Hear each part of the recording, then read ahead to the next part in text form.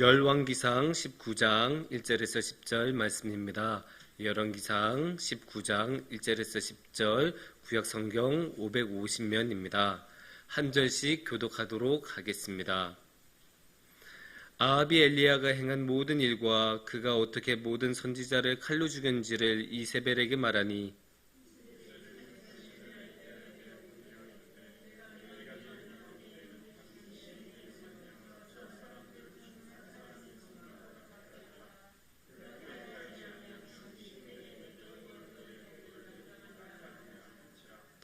그가 이 형편을 보고 일어나 자기 생명을 위해 도망하여 유다에 속한 브에세바에 이르러 자기 사원을 그곳에 머물게 하고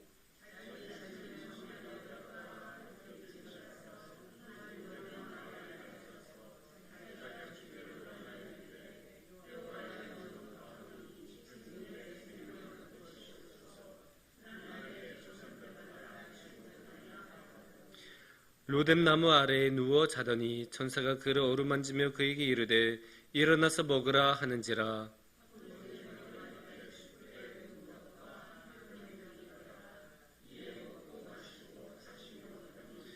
여호와의 천사가 또다시 와서 어루만지며 이르되 일어나 먹으라. 네가 갈 길을 다 가지 못할까 하노라 하는지라.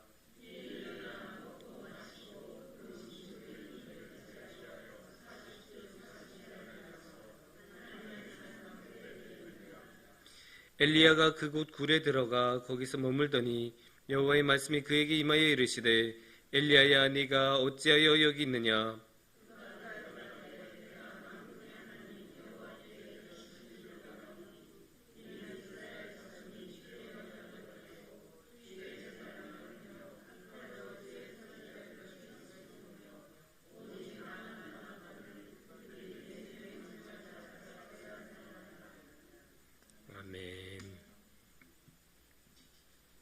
사랑하는 성도님들 잘 지내고 계십니까? 아멘. 예, 너무 다행이네요. 요새 사실 잘 지내는 게 그렇게 쉽지는 않죠. 날씨가 너무 덥지 않습니까?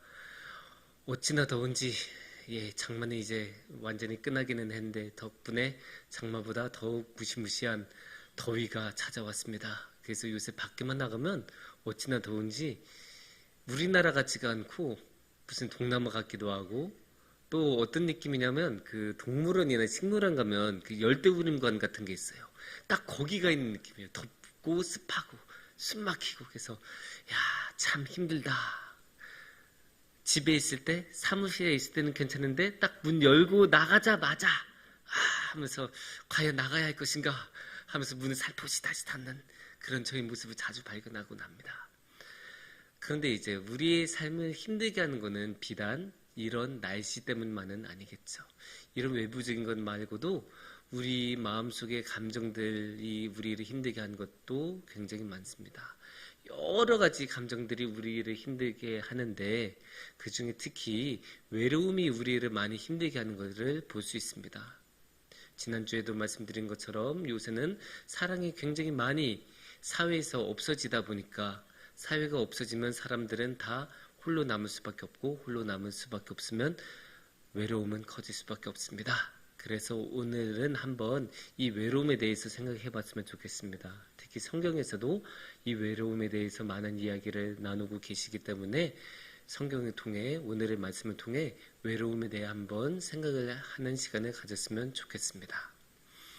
오늘의 말씀은 열왕기상 19장 말씀입니다. 그래서 엘리야 예언자하고 하나님하고 함께 대화하는 내용을 볼 수 있습니다. 그 대화 내용은 특히 9절과 10절에서 볼 수 있습니다. 9절과 10절에 이렇게 나옵니다.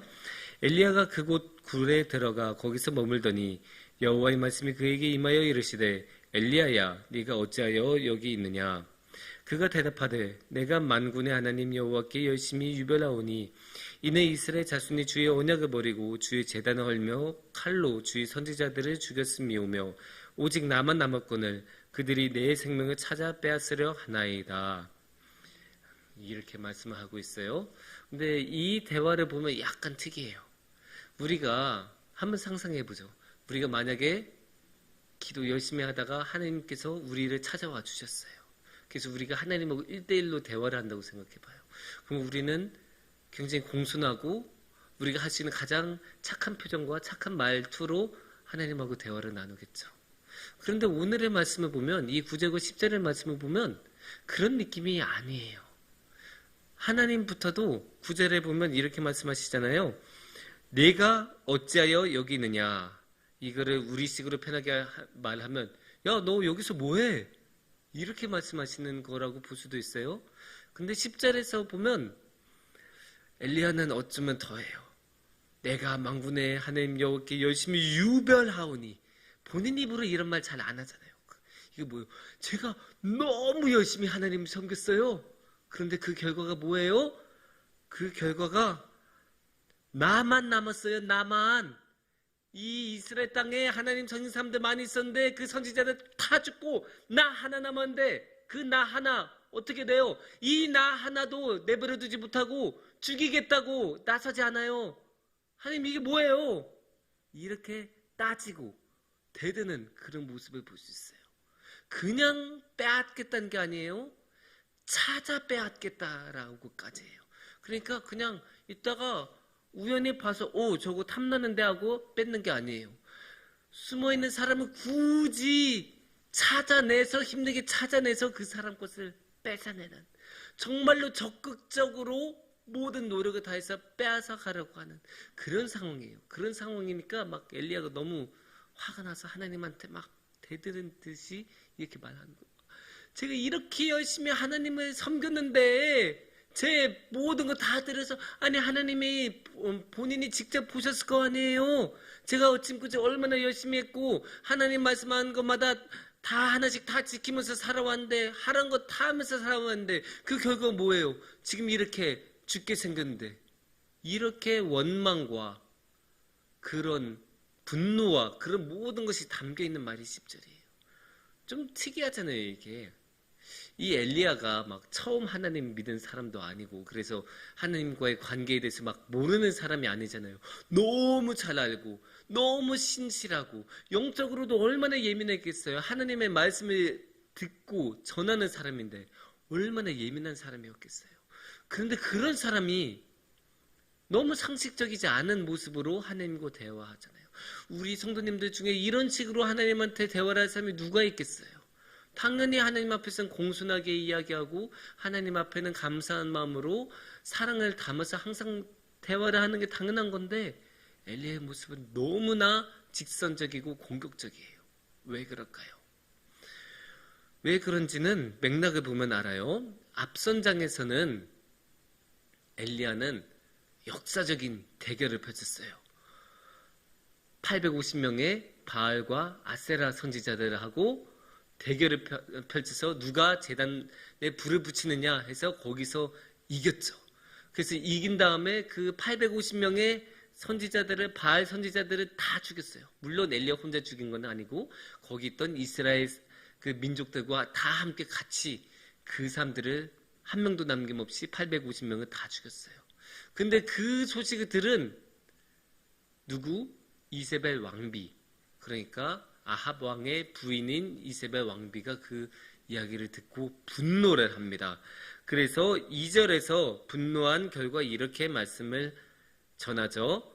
이세벨이 사신을 엘리야에게 보내어 이르되 내가 내일 이맘때에는 반드시 내 생명을 저 사람들 중 한 사람의 생명과 같게 하리라. 그렇게 하지 아니하면 신들이 내게 벌을 위해 벌을 내림이 마땅하니라 한지라. 여기서 이세벨은 무조건 내가 죽이고 말 거야 라고 하는 거예요. 이세벨은 또 왜 이렇게 분노했을까요? 어쩌면 당연한 거예요. 이 바알과 아세라 선지자들은 사실 이스라엘 출신이 아닐 가능성이 높죠. 왜냐? 원래 이스라엘의 종교는 아니니까요. 물론 그 토착민들은 계속 그 종교를 안 가졌던 건 아닌데 기본적으로 다른 동네에서 가지고 왔어요. 어디? 이세벨이 고향이었던 두루와 시돈에서 이제 가지고 왔을 가능성이 높아요. 그러면 그 이세벨이 자기 고향의 종교를 가지고 오면서 그 고향의 종교에 익숙했던 선지자들도 같이 데려왔을 거 아니에요. 그 사람들이 850명인데 쉽게 말해서 이 사람들은 이세벨이 데리고 온 사람들이니까 이세벨의 사람들이에요. 이세벨의 사람들, 이세벨의 수족, 이세벨이 부탁하면 뭐든지 지켜줄 그래서 이제 동네 방네 다 들어가 있어서 이세벨에게 소식을 전해주고 그 동네에서 이세벨이 원하는 일들을 해주는 그런 어떻게 보면 공무원 같은 그런 사람들이에요. 그런 사람들이 그 이세벨의 너무나 중요한 사람들인데 이 사람들 싹 다 죽였으니까 자기 권력에 아주 중요한 기반이 없어진 거잖아요. 이세벨은 화가 날 수밖에 없어요. 자기 사람 850명이나 되는 그 사람들을 다 죽였으니까 얼마나 화났겠어요. 그래서 내가 너만큼은 절대로 가만히 안 둔다. 2절에서 그렇게 강하게 이세벨 왕비가 말한 거예요. 그 말을 들으니까 당연히 겁이 나죠. 엘리야는. 왜냐? 다른 누구도 아닌 이스라엘 왕국에서 가장 권력이 강한 이세벨 왕비가 그런 말을 하니까 어찌 겁을 먹지 않겠습니까? 그래서 3절을 보면 이렇게 나오죠. 그가 이 형편을 보고 일어나 자기 생명을 위해 도망하여 유다에 속한 브엘세바에 이르러 자기 사원을 그곳에 머무게 하고. 그러니까 도망갔다는 거예요. 그냥 도망간 것도 아니고 여기 브엘세바라고 나오죠. 브엘세바라는 지명이 나오는데 그 브엘세바가 어디 있다고 나와요? 유다예요. 그러니까 이스라엘 땅이 아니고 원래 엘리야가 활동하던 이스라엘 땅이 아니고 유다. 그것도 유다의 지도를 보면 사실 유다의 맨 남쪽에 있어요. 광야가 시작되기 직전에 마지막 그 관문 같은 곳이거든요. 그러니까 북이스라엘에서 저 남쪽 가장 도망갈 수 있는 가장 먼 곳까지 도망간 거예요. 국경까지 넘어서 도망갔으니까 엘리야가 지금 상황이 얼마나 절박했느냐를 알 수가 있는 거죠. 얼마나 절박하게 도망가고 얼마나 황급하게 도망간지 알 수 있는 대목이죠. 근데 여기로 끝나지가 않죠. 4절 말씀을 보면 이렇게 나와요. 자기 자신은 광야로 들어가 하룻길쯤 가서 한 로뎀나무 아래에 앉아서. 그러니까 그냥 브엘세바까지 도망간 걸로 끝나지 않고 어디로? 광야까지 갔다고 해요. 그러니까 브엘세바까지는 그래도 도시라고는 하긴 그렇지만 그래도 문명이에요. 나라와 마을이 이루고 있는 인간 사회의 마지막 끝 경계선인데 그것마저도 벗어나서 광야로 아예 사람이 없는 슈퍼도 없고 화장실도 없고 아무것도 사회적인 인프라가 아무것도 없는 그냥 야생으로 숨어 들어간 거죠. 왜? 저 이세벨의 추격이 너무 무서워서. 그래서 도망친 거예요. 근데 이제 그렇게 도망치고 나니까 이제 로뎀나무 아래 이제 남아 있다고 했잖아요. 이제 그렇게 숨어서 있는데 그렇게 숨어서 뭐 어떻게 하겠어요? 물 어디선가 시냇가에서 어떻게 찾아서 마시고 뭐 메뚜기라도 잡아서 먹고 막 그렇게 하겠죠? 근데 그렇게 지내고 나니까 엘리야가 이게 뭐냐 이런 마음이 들기 시작하는 거죠. 이렇게 혼자서 막 숨어서 벌벌 떨면서 숨어있는 그 모습이 너무 자신이 초라하게 느껴지고 한심하게 느껴지는 거예요. 그리고 방금 전에 말씀드렸잖아요. 인간 문명, 인간의 사회를 벗어난 곳이라고. 그러니까 그 주변에 사람이 있겠어요? 사람이 없어요. 자기 혼자 있는 거예요. 자기 혼자서 그렇게 있는데 하는 것이라고는 다 그냥 물 어디서 찾아먹고 메뚜기 찾아먹고 이런 모습밖에 자신이 없으니까 또 얼마나 이게 없어 보이고 그러니까 이 엘리야의 마음속에 불현듯 외로움이 들어온 거예요. 난 정말 혼자고 지금 이게 뭐하고 이게 얼마나 비참하고 막 그런 것들이 막 쏟아져 들어와요. 그런 것들이 쏟아져 들어오니까 4절과 같은 말씀을 하는 거예요. 4절을 다시 보시면 한 로뎀나무 아래에 앉아서 자기가 죽기를 원하여 이르되 여호와여 넉넉하오니 지금 내 생명을 거두시옵소서 나는 내 조상들보다 낫지 못하나이다 하고. 여기서 뭐라고 해요? 엘리야는 정확하게 내 생명을 거둬달라. 그러니까 하나님 나 이제 더 이상 살고 싶지 않아요. 저 이제 죽어도 돼요. 아니 죽어도 돼요가 아니라 죽고 싶어요.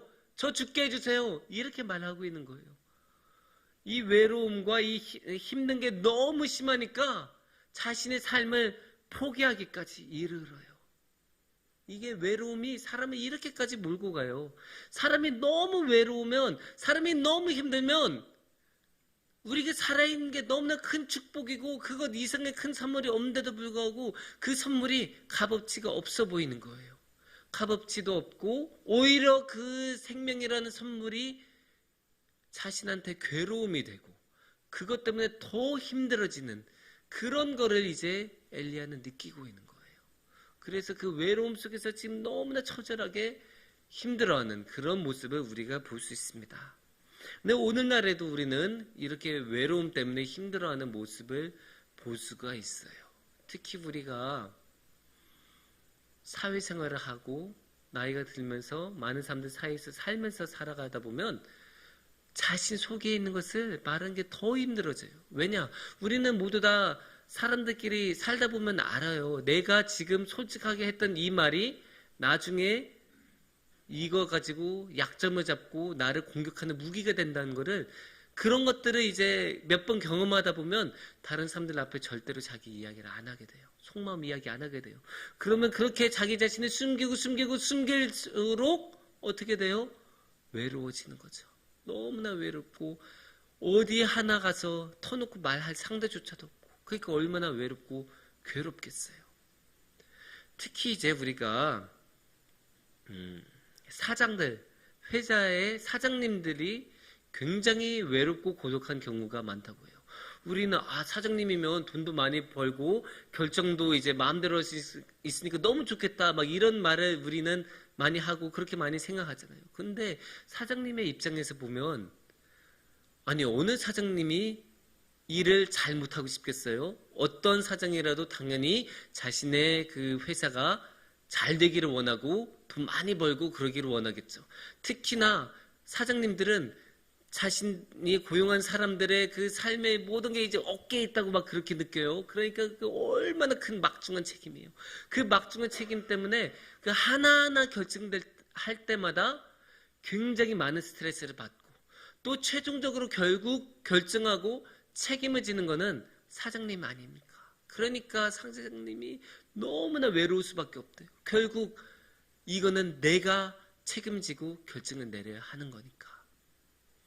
그래서 우리가 여기서 알 수 있는 거는 무엇인가를 그만한 능력이 안 되거나 너무나 버거운 일이 너무나 힘든 일이 우리한테 주어졌는데 그거 우리는 너무나 쉽게 당연하듯이 해결해야 되고 결과를 만들어야 내지만 그거를 혼자서 다 해내야 될 때 하지만 나한테 그만한 능력은 되는지 모르겠어. 이럴 때 외로움이 막 밀려드는 거예요. 왜냐? 내가 감당할 수 없는 일이니까. 엘리야 보세요. 이세벨이라는 그 어마어마한 권력자가 자신의 목숨을 노리고 쫓아오니까 어떻게 감당하겠어요? 그러니까 외로움에 빠지는 거예요. 외로움에 빠지고 죽고 싶다는 말까지 하는 거예요. 그만큼 외로움이 사람을 너무나 피폐하게 만들고 힘들게 만듭니다. 하지만 다행인 것은 하나님께서는 우리를 이 외로움과 이 고독 속에 홀로 내버려 두시지 않는다는 점입니다. 그게 정말 너무나 감사한 점이죠. 그거 어디서 볼 수 있냐? 오늘의 말씀 엘리야의 이야기에서 다시 한번 확인할 수 있습니다. 5절 말씀을 보면 이렇게 나오죠. 로뎀 나무 아래에 누워서 자더니 천사가 그를 어루만지며 그에게 이르되 일어나서 먹으라 하는지라. 이어서 7절도 우리 같이 볼게요. 여호와의 천사가 또다시 와서 어루만지며 이르되 일어나 먹으라. 네가 갈 길을 다 가지 못할까 하노라 하는지라. 이 장면은 어떻게 보시면 되냐면 하나님께서 보시기에도 엘리야의 상황이 지금 심각해요. 너무나 외롭고 목숨의 위협을 받고 있고 추격을 당하고 있고 그러니까 얼마나 힘들겠어요. 그러니까 일단은 달래줘야 되는 거예요. 그래서 천사를 보내요. 천사를 보내고 급한 대로 먹을 거 갖다 주면서 그래도 하나님이 자신을 신경 써주고 있구나 이런 거를 이제 느끼게 해주는 거죠. 완전히 홀려 버려지고 대책 없이 버려진 게 아니구나라는 것을 느끼게 해주신 거예요, 하나님이. 그리고 일단은 먹고 마시게 하면서 살아갈 수 있게 해주신 거죠.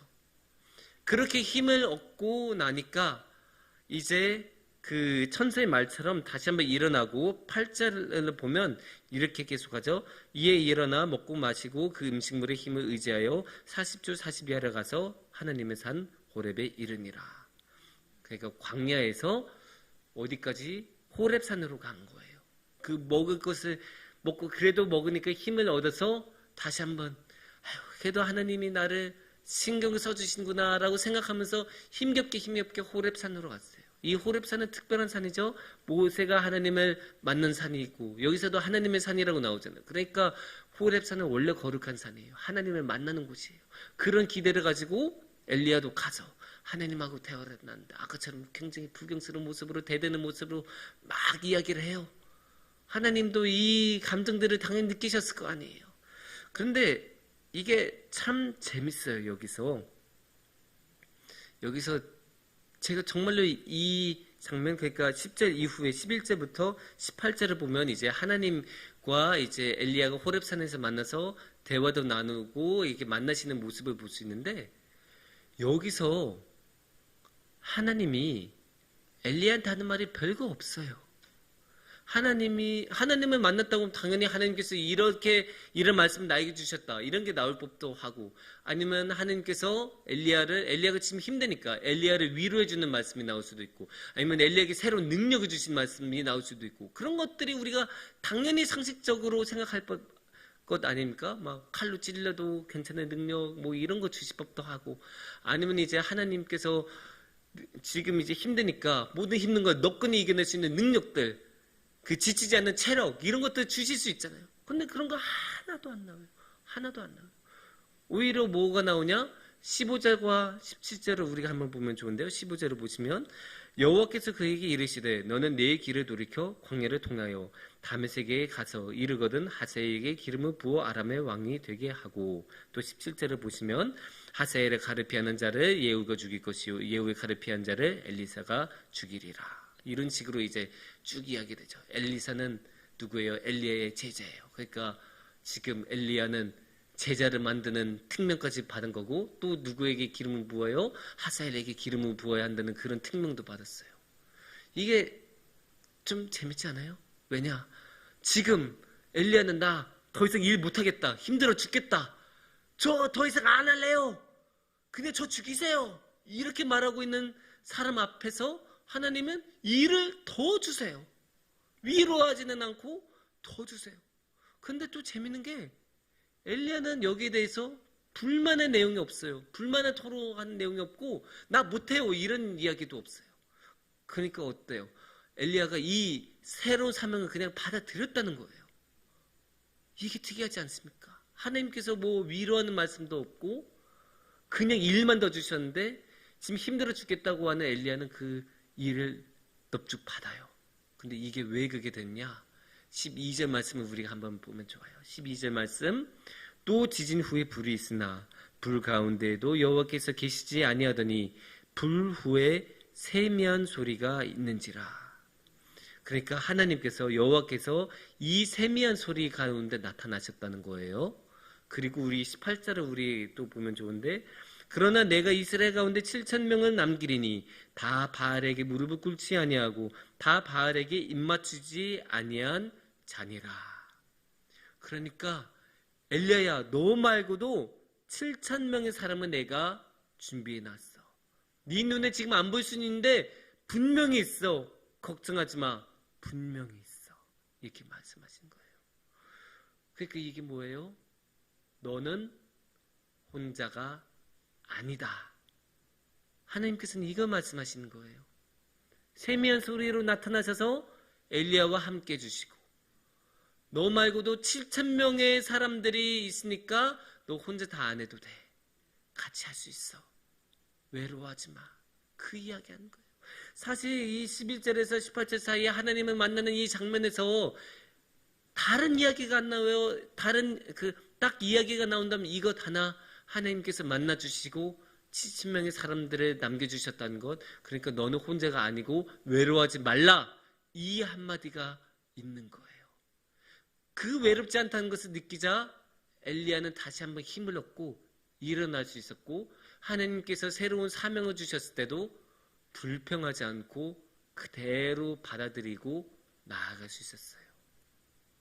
이만큼 외로움에서 벗어나고 함께하는 것이 너무나 중요하다는 것, 또 하나님께서는 언제나 우리와 함께 해주시면서 그 외로움에서 벗어나게 해주신다는 것을 우리는 알 수 있습니다. 사랑하는 성도님들, 우리가 살다 보면 참 힘들고 지칠 때가 많고 외로울 때도 많습니다. 그 외롭고 지친 것 때문에 여러분들이 너무나 힘들어서 주저앉고 포기하셔도 어느 누구도 비난하지 않을 것입니다. 그건 어쩌면 당연한 거예요. 우리는 연약하고 이 세상은 너무나 강하고 악해서 우리를 짓누르면 우리는 그걸 이겨낼 수가 없습니다. 그래서 그 상황에서 우리가 더 이상 못하겠다고 포기해도 어쩔 수가 없는 거예요. 우리 인간의 한계이기 때문에 하나님도 그건 이해해 주실 거예요. 하지만 우리가 거기서 다시 한번 일어나서 하나님께서 주신 새로운 사명을 받아들이고 하나님께서 그래도 우리를 홀로 내버려 두시지 않는다는 것을 끝까지 붙잡는다면 그때는 우리가 정말로 하나님과 함께 할 수 있는 삶을 살아갈 수 있을 것입니다. 그래서 우리 성도님들 모두 힘들더라도 하나님과 함께 하시는 삶을 살아가시기를 축원하겠습니다. 함께 기도드리겠습니다.